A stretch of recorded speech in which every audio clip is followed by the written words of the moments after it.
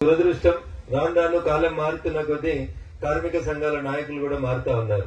Management లకి నచ్చినట్టుంటే 4 కంపెనీలలో 4 కాలాల పాటు ప్రశాంతంగా ఉండొచ్చు అనేటువంటి ఆశయంతో యూనియన్ నాయకులు కూడా కార్మికుల హక్కులని తాకట్టు పెడుతూ యాజమాన్యాలకు లొంగిపోయి వాళ్ళ అవసరాల రీత్యా అగ్రిమెంట్ చేయడం అనేది దురదృష్టకరం. ఎర్రజెండా నాయకులు మాకు చట్టాలు తెలుసు, ట్రేడ్ యూనియన్ అంటేనే మేమనేటువంటి చెప్పుకునేటువంటి నాయకులు మరి ఈ కంపెనీలో నాకంటే ముందు 3 యూనియన్లు రిజిస్ట్రేషన్ అయి ఉంటే ఎందుకు మెజారిటీ సంతకాలతోటి అగ్రిమెంట్లు జరుగుతా ఉన్నాయి, ఎందుకు యూనియన్ కు అధికారికంగా ఎన్నికలు జరపడానికి ఎందుకు ఇబ్బంది వస్తుందో ఒక్కసారి కొంచెం చెప్తే బాగుంటుంది అనేది నేను ఈ సందర్భంగా వారిని డిమాండ్ చేస్తా ఉన్నాను. కార్మిక సంఘాలు అనేటివి ఎన్నికలు జరుపుకోవాలి. ప్రతి 2 సంవత్సరాలకి లేదా 3 సంవత్సరాలకి స్టిపులేటెడ్ పీరియడ్ ప్రకారం కార్మికులు ఎవరు కోటేస్తే వాళ్ళు ప్రెసిడెంట్ కావాలి. కానీ నా 20 సంవత్సరాల రాజకీయ జీవితంలో నేను ఏ కంపెనీలో కూడా ఎక్కువ మంది ఎటు సంతకం పెడితే వాళ్ళతోటి మేము చర్చలు జరుపుతామనేటువంటి యూనియన్ ని మొట్టమొదటిసారిగా మీ నాట్కో యూనియన్ ని చూస్తున్న తప్ప ఇంకెక్కడ ఉండదట. ఎన్నికలు పెడతారు, సింగిల్ నెంబర్ ఉన్న ఎన్నికలు జరుగుతాయి, 2 నెంబర్లు 3 నెంబర్లు ఉన్న మల్టిపుల్ యూనియన్స్ ఉన్న ఎలక్షన్ జరుగుతాయి. స్టిపులేటెడ్ పీరియడ్ ప్రకారం కొన్ని కంపెనీలు ప్రతి 2 సంవత్సరాలకు ఒకసారి ఎన్నికలు జరుపుకుంటాయి, కొన్ని కంపెనీలు 3 సంవత్సరాలకు ఒకసారి ఎన్నికలు జరుపుకుంటాయి. ఎన్నికలు జరిగిన తర్వాత మెజారిటీ కార్మికులు ఎవరికి ఓటేస్తే వాళ్ళు యూనియన్ ప్రెసిడెంట్ ఉంటారు. ఆ యూనియన్ తోటి నెగోషియేషన్ జరపడం అనేది కనీస ధర్మం, కార్మిక చట్టాలలో పాటించాల్సినటువంటి ఒక నీతి, ఒక నియమం. దాన్ని కూడా పక్కకు పెట్టి ఎక్కువ మంది ఎటు సంతకం పెట్టిరు, మా దగ్గర 223 మంది ఉన్నారు, 120 మంది ఎటు సంతకం పెడితే వాళ్ళతోటే మాట్లాడతామని మేనేజ్మెంట్ మాట్లాడుతుందంటే దీనికంటే దిగజారుడుతనం ఇంకొకటి ఉండదు. ఎలక్షన్స్ పెట్టు, ఎవరు గెలుస్తారో వాళ్ళు గెలుస్తారు, వాళ్ళతో చర్చలు జరపాలి. కానీ నా కంపెనీలో ఎలక్షన్లే జరగద్దు. ఏమిదేమైనా పాకిస్తానా? భారతదేశంలో అంతర్భాగం కాదా నాట్కో? తెలంగాణలో లేదా? కార్మిక చట్టాలు ఉన్నాయా? మా కంపెనీలో ఎలక్షన్స్ జరగాయి. ఎట్లా జరిగాయి? బరాబర్ రఘునందన్ వచ్చింది కదా, వింటూరు కదా, నాట్కో యాజమాన్యం వింటుంది కదా, బరాబర్ ఎన్నికలు జరుగుతాయి. ఎవరో ఒకరు గెలుస్తారు. రఘునందన్ గెలుస్తాడా, ఎల్లయ్య గెలుస్తాడా, మల్లయ్య గెలుస్తాడా? ఎవరో ఒకరైతే అధికారికంగా కార్మికుల ఓట్లతో ఒక ప్రెసిడెంట్ గెలుస్తాడు. నాట్కోలో కూడా ఎన్నికలు జరుగుతాయి, నెల వెనుక నెల ముందు, కాకపోతే 6 నెలలకు జరుగుతుండొచ్చు. ఎన్నికలు జరగాల్సిందే. యూనియన్ అధ్యక్షుడిని కార్మికులు ఎన్నుకోవాల్సిందే. ఎన్నుకోబడినటువంటి అధ్యక్షుడు కార్మికుల యొక్క కోరికల్ని ప్రతిబింబించే రీతి లోపల యాజమాన్యం మెడలు వంచి కార్మికుల దిక్కు నిల్చోవాలి తప్ప యాజమాన్యం మేనేజ్మెంట్ ఇద్దరు ఒకటే. రిటైర్మెంట్ అంటే రిటైర్మెంట్, పర్మనెంట్ అంటే పర్మనెంట్, నాకు నచ్చితే జిందాబాద్, నచ్చకపోతే ముర్దాబాద్ అనేటువంటి పాలసీని ఏ కంపెనీ కూడా, ఏ యాజమాన్యం కూడా ఒప్పుకోదు. మరి బాగా చదువుకున్న వాళ్ళు, మంచి మేనేజ్మెంట్, కొంచెం డిసిప్లిన్ ఉంటారని ఈ పక్కనున్న శ్రీవర్ధన్ అని చెప్పే, ఈ పక్కనున్న రమేష్ అని చెప్పే.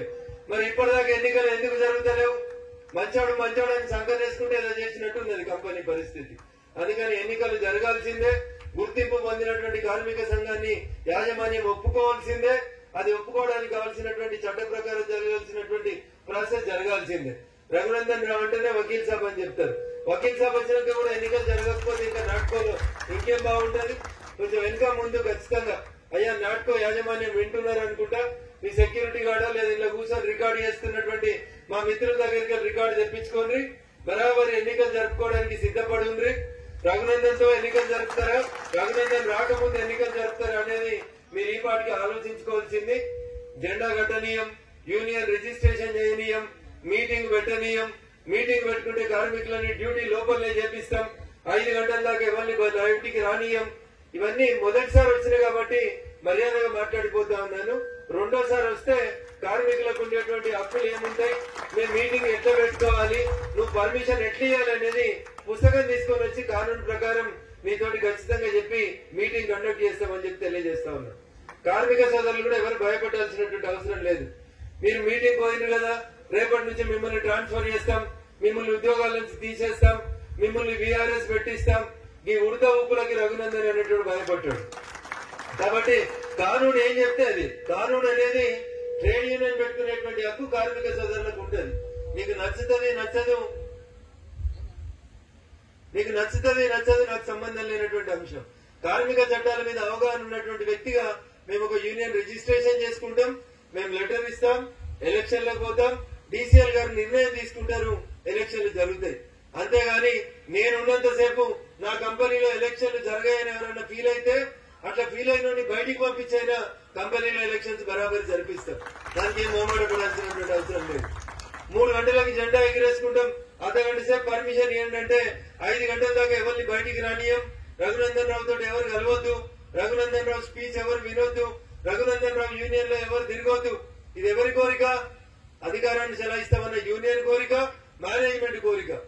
మేనేజ్మెంట్ యూనియన్ రెండు వేరు వేరు కానప్పుడు కార్మికులకి న్యాయం జరుగుతుందా అన్యాయం జరుగుతుందా ఒక్కసారి కార్మిక సోదరులు ఆలోచించుకోవాలి. కాబట్టి రఘునందన్ ఏదో గాలికెళ్ళి ఊడిపోలేదు, చాలా దూరంకి వచ్చింది. ఆయన వచ్చే వరకు మేము ఏదైనా నాటకాలు వేయొచ్చని ఎవరన్నా అనుకుంటే ఇక్కడ మా స్థానిక నాయకులందరూ ఇన్నే ఉంటారు. నేను వచ్చే కంటే ముందే మా అశోకాన్ని వచ్చిండు దగ్గరికి. కాబట్టి మీరు ఎవరు అధైర్యపడాల్సినటువంటి అవసరం లేదు.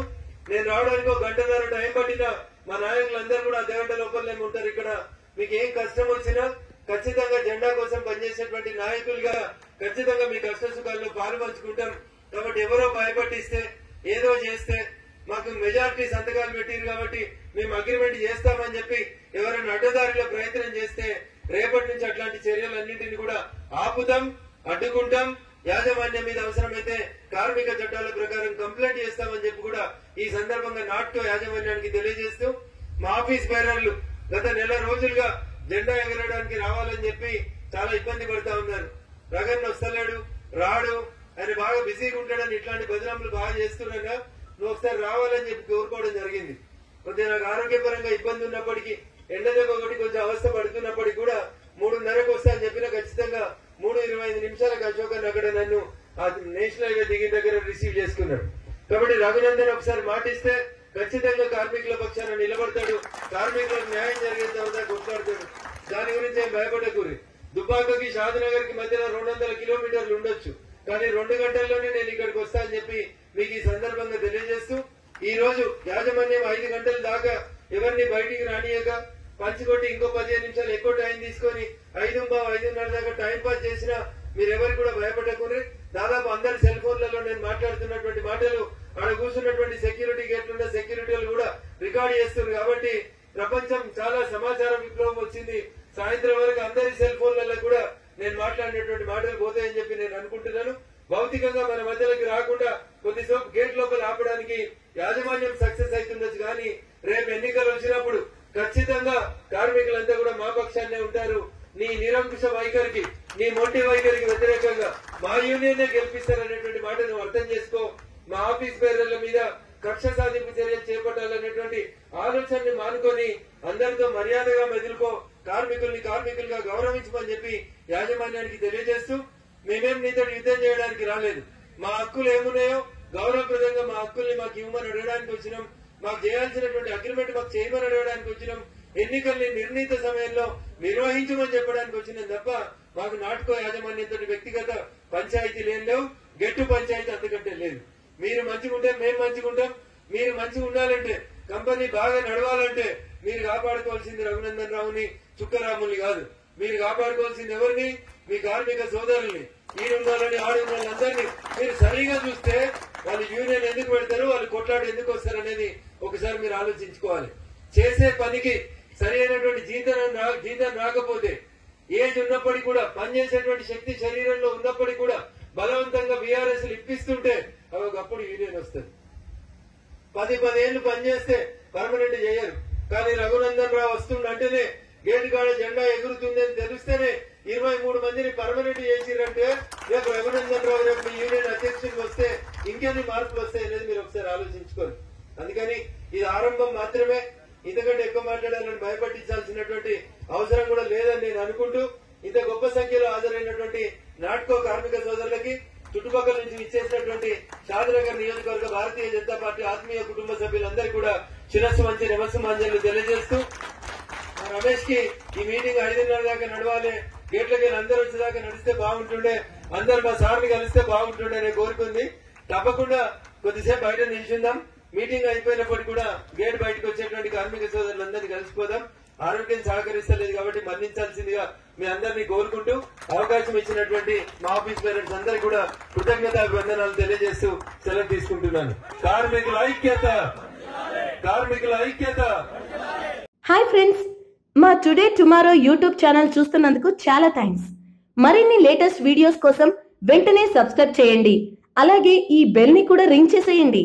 మా నోటిఫికేషన్స్ అన్ని మీ మొబైల్లో వస్తాయి. అలాగే మా వీడియోస్ మీకు నచ్చితే లైక్ చేయండి, షేర్ చేయండి. నచ్చకపోతే కామెంట్ చేయండి.